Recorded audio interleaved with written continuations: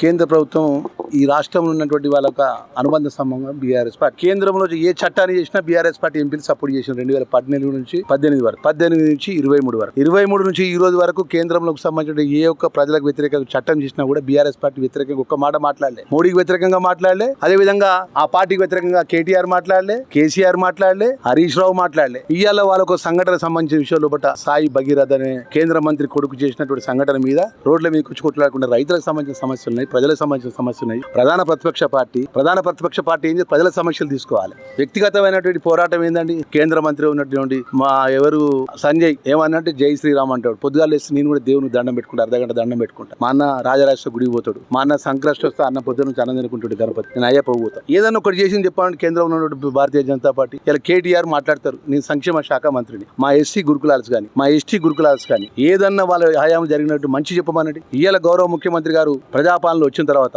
నేను ST welfare minister గా, BC welfare minister గా డైట్ ఛార్జీలు పెంచినాం, కాస్మెటిక్ ఛార్జీలు పెంచినాం. అదే విధంగా ఈ రోజు మీకు పెండింగ్ ఉన్న 220 కోట్ల రూపాయలు నిధులు విడుదల చేసినాం. అంటే ప్రజల సంబంధించిన సంక్షేమానికి సంబంధించిన, ప్రజలకు సంబంధించిన, రైతులకు సంబంధించిన అనేక సమస్యల విషయంలో ప్రభుత్వ పరంగా మా బాధ్యత నిర్వర్తిస్తే ఇలా బండి సంజయ్కి సంబంధించిన కుమారుడు గురించిన వ్యక్తిగతమైన సమస్య పట్టుకొని ఇక వేరే సమస్యను కేటీఆర్ డ్రామారావు ఇష్టానుసారంగా ఆగమాగం కొట్టుకునుడు, తన్నుకునుడు, తిట్టుకునుడు, నోటికి ఎంత వస్తుంది అని మాట్లాడుకుంటాను. ఏదేమైనా ఇది ప్రజాస్వామ్యంలో సరైన పద్ధతి కాదని చెప్పేసి మీరు చెప్తున్నాం.